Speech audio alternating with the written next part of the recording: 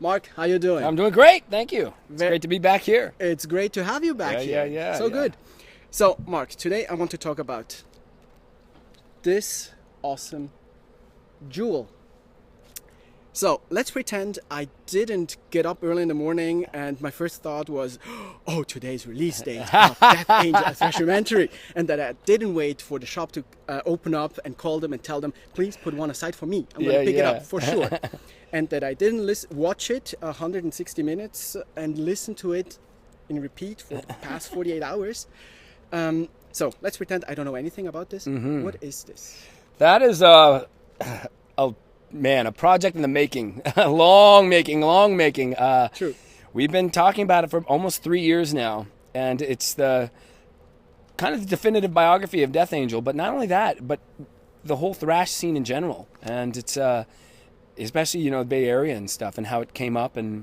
But it's not necessarily the Bay Area because it really covers just thrash in general and the feeling of what it was like to be around at that point and starting a band and going through all the ups and downs. And then, the gray period of the 90s and then coming right back and starting again in 2000. So it's the whole history of the band up to current date.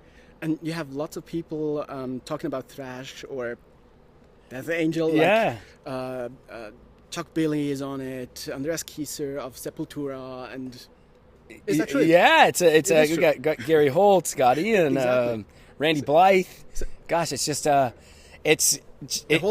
whole project took quite some time. It was an undertaking. That's why we kept thinking it was going to get released, and then we get a new interview granted by someone else, and then more old footage would come in. So we just kept pushing it back and back and back and back, and we edited it as much as possible, but it's a lengthy documentary, but it didn't feel like, by the way. That's good. True. Good. I got it. I put it in I have a portable DVD player. That's what I did. I took a portable DVD player with me because it's smaller than my computer. Of course. And on the train, I watched it, and then I was like, oh, okay, I had a 1 hour train ride. Yeah. Okay, it's not over yet, but it just felt like 5 minutes. That's brilliant. So I was awesome. Oh, glad. And what did I want to ask? Oh yeah, I wanted to ask, how did you go about to ask these people to sit down and talk about thrash metal or Death Angel? Someone we were on tour with, and we had our cameraman with us, and some actually were friends with him, and he'd worked with their projects, the cameraman and the director, actually, Tommy Jones. And they just agreed, and a lot of people wanted, had wonderful things to say and wanted to be a part of it, which thrilled us, beyond, it was very flattering. So, sure.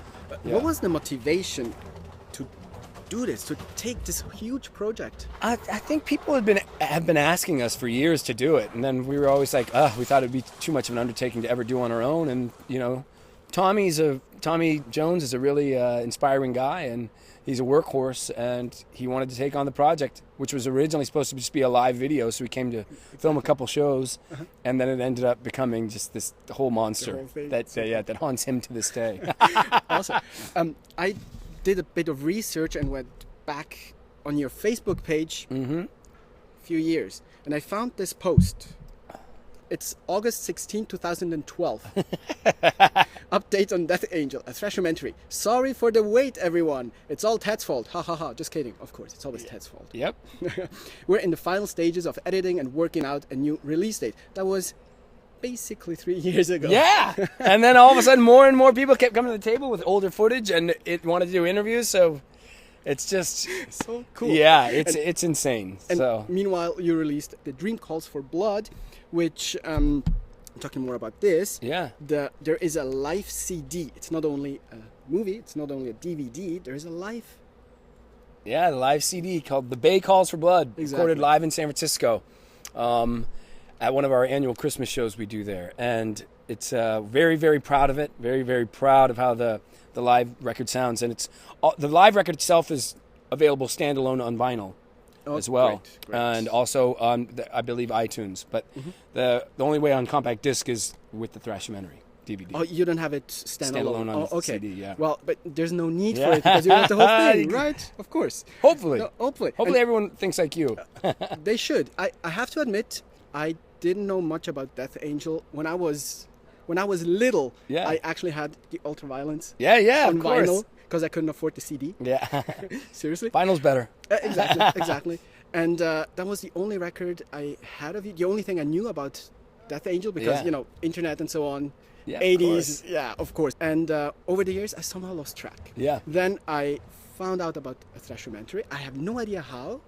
I saw a trailer, and now you have a new fan. I love it. Especially, I have to say, this live CD. I love live albums. I collect live albums. I too am a fan. You too. I'm a fan of live albums from the 70s on, just everything. Yeah. Live experience is just Truly. or on CD or live, of course. It's always great. And the Bay Calls for Blood is hands down one of the best live albums I've heard in a long time. I appreciate Seriously. that. Thank you. And I'm not just saying it. No, I'm not just saying it. We're very proud of it. The atmosphere is great. The sound, the mixing, the playing. I mean, I don't have to mention that. I mean, you guys are great musicians. But just some live albums nowadays, they don't reflect or radiate that live atmosphere and the greatness of the band. This one does. So you guys, this is not just promotion. I'm just saying it because I love it. It's really, really good. It's really good. Thanks. Of course. Of course. We love playing live. So how did you go about recording the answers to the open questions? Did you write them down? No, or? Tommy asked us. Tommy interviewed each band member individually. Okay. And each interview with each member was a good hour long. Like, so it was really thorough. And he came up with the questions, and we just had to answer to answer the question so his voice wasn't there. So Sure. So the question was, Are there many bloopers? Look, it's got the 12. You can swear. Exactly. 12. No, there's always, there's definitely some bloopers and, fun moments always. Are we going to see them? I don't know. Tommy's been known to put out some funny things here and there. Good. We're looking forward to that. When you watch the movie, yes, people who will watch the movie will find out a lot of things about the band.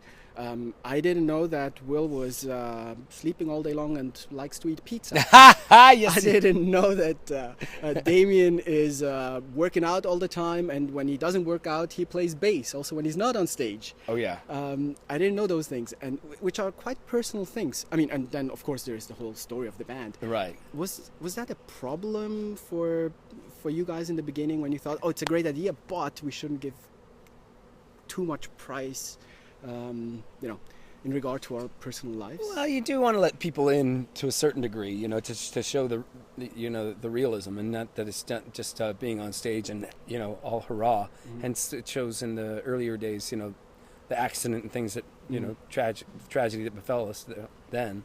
But it's kind of fun, and the way it's approached, it's letting you into a personal side of us, but in a fun way.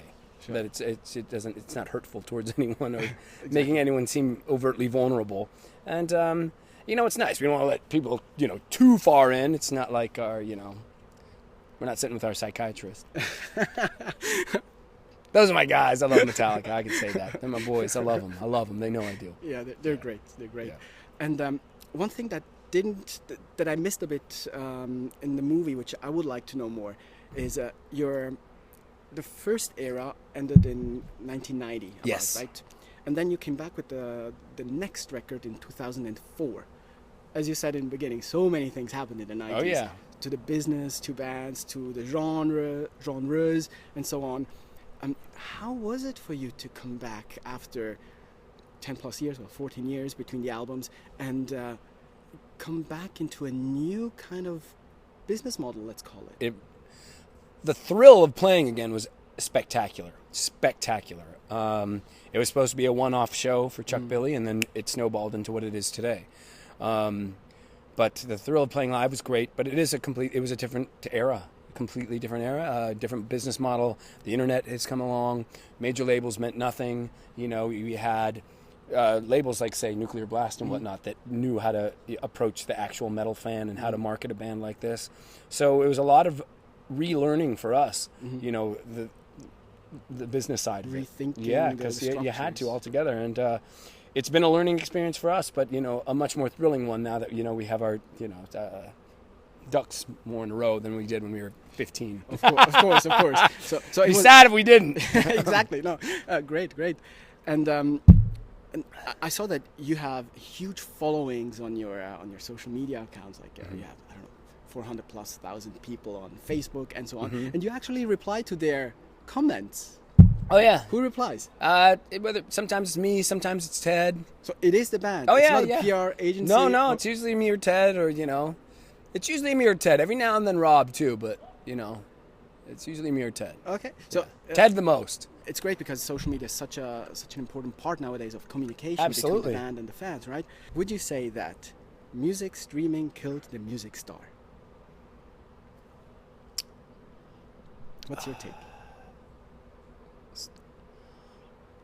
I don't know if it killed the music star as so much it...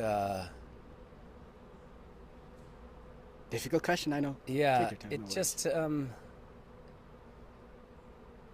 it altered his or her shape.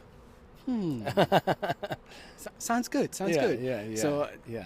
So would you say that music bands or musicians today have to adapt and maybe play more concerts? Or Absolutely. Live is key. Live is absolutely key, and especially for a metal band, I think it's the way to go, and it always has been. But now that's how you're going to survive is playing live. Yeah. When as before, sales counted for something, but still playing live was generating some income. But it was also that's the reason you did it. Yeah. Whereas now, it's the reason you do it for both. But when it comes down to it, we play live because we love playing live. Awesome. That's it's plain and simple. So yeah. And I think it's pretty obvious when you can tell the bands that don't. And I think it's pretty obvious when you can tell the bands that do. Exactly. Perfect. Well, Mark, thanks so much. It was very interesting. All the best. All right, see you guys. Go get this. Seriously. Thrashumentary, please. It's awesome. Yeah. Thanks. Thank you guys helping us get the word out.